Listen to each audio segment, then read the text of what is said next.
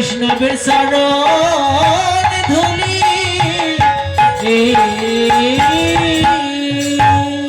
তাহলে আজকে ভক্তির অধীন ভগবান এই নদীয়ার মাঝে এসে কি করলেন? সাধু গুরু বৈষ্ণবের চরণের ধুলি অঙ্গে লেপন করলেন। তাহলে এতই সাধের মানব কুলে জন্ম নিয়ে কৃষ্ণ ভজনের যোগ্য দেহ লাভ করে আমরা কেন সাধু গুরু বৈষ্ণবের চরণ ধুলি অঙ্গে লেপন করতে পারবো না? যিনি ভক্তের অধীন ভগবান, তিনি সাধুগুরু বৈষ্ণবের সঙ্গ করবে বলে, সাধুগুরু বৈষ্ণবের চরণ ধুলি অঙ্গে লেপন করবে বলে কি করেছেন? ওই সোনার গোলক ছেড়ে এই ধরাধামে এসে ভক্তের সঙ্গ করছেন। আর এই কলির হাত জগৎজীবকে শিক্ষা দেবার জন্য জগৎজীবকে লক্ষ্য করে কি করেছেন? ওরে খেলায়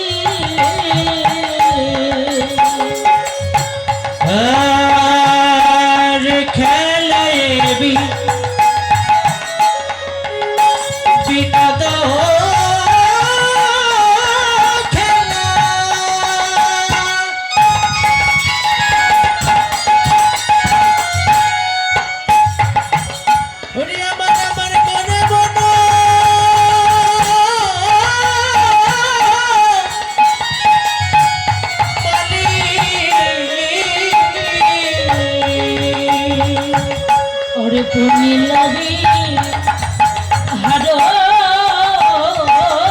করি ওরে ভক্ত মন ডলি আর ফুলকে বিহারো করি ভক্ত মণ্ডলী ফুলকে বিহারো করি ভক্ত মণ্ডলী। নতুন খেলা ওরে খেলে হরি নতুন খেলা খেলিছে হরি আছে নতুন খেলা খেলে হরি নতুন খেলা খেলিছে হরি আমার গায়ে মাখে ভক্তে চরণের ধুলি নতুন খেলা খেলে হরি অগগয় মাত্র ভক্তে চরণে ধুলি নতুন খেলা খেলে হরি আমার গায়ে মাখে ভক্তের চরণের ধুলি যেন করি হাত জীবন মুক্তির লাগি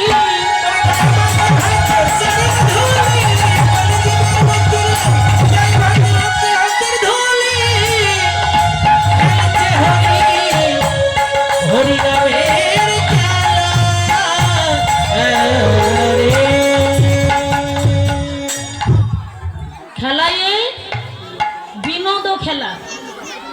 বিনোদ শব্দের অর্থ হলো বাবা নতুন। আজকে গৌরাঙ্গ মহাপ্রভু এই নদিয়ার মাঝে এসে নতুন খেলা করছেন। নতুন খেলাটি কি? তবে দেখেন বাবা, এই জগতে কিন্তু অনেক খেলা আছে, যেমন কানামাছি, ফুটবল, ক্রিকেট, হাডুডু ইত্যাদি ইত্যাদি, তাই না? এই জাগতিক জগতে অনেক খেলা। তাহলে আমার গৌরাঙ্গ মহাপ্রভু তিনি কি এই জাগতিক জগতের খেলা খেলছেন বাবা? এই জাগতিক জগতে আমাদের জাতীয় খেলা হলো বাবা কি? হাডুডু খেলা হলো জাতীয় খেলা। আর প্রিয় খেলাটি কি হলো? ফুটবল খেলা। আচ্ছা, আমার বাবা দাদারা তো এখানে রয়েছেন, তারা ফুটবল খেলা কে কে ভালোবাসে একটু হাত তুলে দেখান তো। সবাই ভালোবাসেন?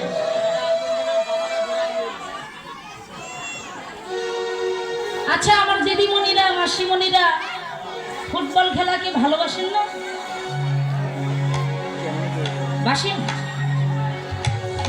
আচ্ছা, এখানে পদকর্তা পদে কি লিখেছেন? খেলায় বিনোদ খেলা। বিনোদ শব্দের অর্থ হলো নতুন। তাহলে গৌরাঙ্গ মহাপ্রভু এই নদিয়ার মাঝে এসে কি করলেন? নতুন খেলা করছেন। তাহলে এই জাগতিক জগতে ফুটবল খেলাকে কিন্তু সবাই ভালোবাসে। তাহলে ফুটবল খেলতে কয়জন লাগে গো? 11 জন। 22 জন লাগে। হরিবল। তাহলে 22 জন, এই পাশে 11 জন, এই পাশে 11 জন, মাঝখানে কে থাকে? রেফারি। হরিবল। আমি কিন্তু খেলি না, আমি জানিও না, একটু বলে দিবেন। তাহলে ফুটবল খেলতে লাগে 22 জন, এই পাশে 11 জন, এই পাশে 11 জন, আর মাঝখানে কে থাকে? রেফারি। তাহলে বাড়িতে যদি ফুটবল না থাকে, আমরা যদি মনে বাসনা জেগেছে ফুটবল খেলবো, যদি গরমের দিন হয় বাবা, দেখবেন যাদের বাড়িতে মোটর সাইকেল আছে বা সাইকেল আছে, তারা কিন্তু মোটর সাইকেলে করে ফুটবলটাকে দোকানে কিনতে যায়।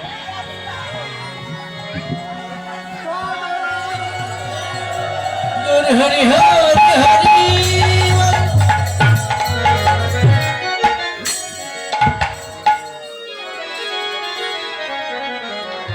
ফুটবলটাকে দোকানে কিনতে যেতে হয়। তখন ফুটবলটাকে দোকানে কিনতে গিয়ে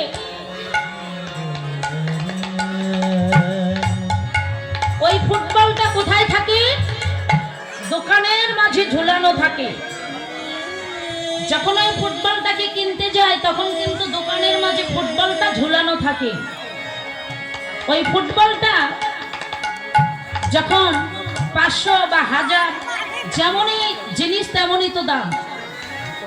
ভালো জিনিস 500 টাকা, 1000 টাকা, 2000 টাকা দিয়ে ফুটবল কিনা হয়। ফুটবলটা তখন মনের অহংকারে ভাবে, আহারে, না জানি আমার কত মূল্য, কত দাম। হ্যাঁ, আমাকে 500 টাকা, 1000 টাকা, 2000 টাকা দিয়ে কিনে নিয়ে যাচ্ছে, আমার না জানি কত দাম। মনের অহংকারে মনে মনে ভাবছেন যে আমার কত দাম, আমি এতক্ষণ বাজারে দোকানে ঝুলানো ছিলাম, আর এখন আমাকে এতগুলো টাকা দিয়ে কিনে নিয়ে যাচ্ছে। কি গো বাবা, হ্যাঁ, ওই ফুটবলটা কি জানে যে তার শেষের পরিণতি কি বা হবে? কি গো মা,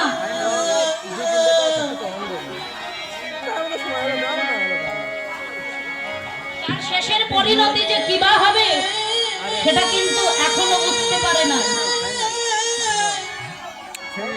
ফুটবলটাকে দোকান থেকে কিনে নিয়ে আসা হলো। এবার নিয়ে এসে কোথায় রাখে? টেবিলের উপর রেখে একটু ফ্যানের বাতাস দেয় যদি গরমের দিন হয়।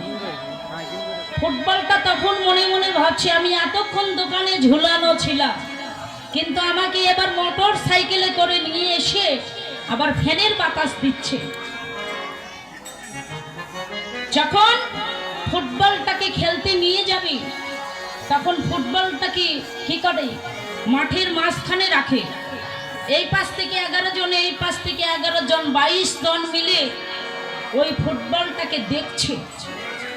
ফুটবলটা তখন মনে মনে ভাবছে, আহারে, না জানি আমার কত সুন্দর রূপ। হ্যাঁ, আমাকে এই পাশের 11 জন, এই পাশের 11 জন, 22 জন মিলে আমাকে দেখছে। কি গো, তখনও কিন্তু বুঝতে পারিনি যে এর পরের পরিণতি তার কি বা হবে। হ্যাঁ, যখন রেফারি মাঝখান থেকে বাঁশিতে সিগন্যাল দিয়েছে, যখনই বাঁশিতে সিগন্যাল দিয়েছে, এই পাশের 11 জন, এই পাশের 11 জন, 22 জন মিলে ফুটবলটাকে লাথালাথি করছে। এর পায়ে থেকে ওর পায়ে যাচ্ছে, ওর পায়ে থেকে আরেকজনের পায়ে যাচ্ছে, আরেকজনের পায়ে থেকে আরেকজনের পায়ে যাচ্ছে।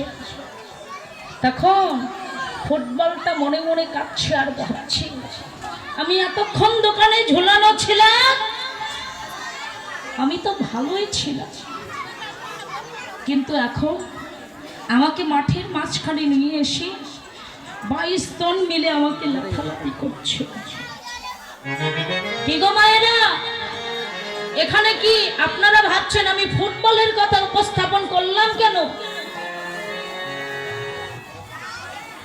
এই জগতে, এই জাগতিক সংসারে দেখবেন বাবা, ওই ফুটবলেরই মতো যদি কারো ঘরে 5টা 6টা ছেলে মেয়ে থাকে, তাহলে দেখবে যদি মা বাবা সংসারে বৃদ্ধ হয়ে যায়,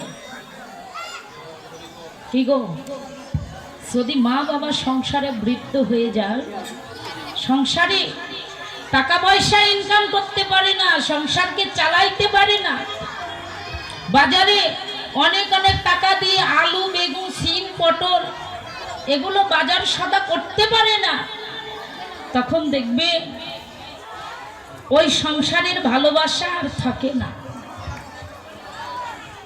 ওই সংসারের ভালোবাসা থাকে না। ওই সংসারে যদি টাকা পয়সা ইনকাম করতে না পারে, সংসারকে যদি ভালো করে চালাইতে না পারে, তাহলে যদি 1 মাস 2 মাস 3 মাস 4 মাস 5 মাস যদি বিছানায় পড়ে থাকে, এই জগতের ভালোবাসার মানুষগুলো, হ্যাঁ, আমরা তো মাকে ভালো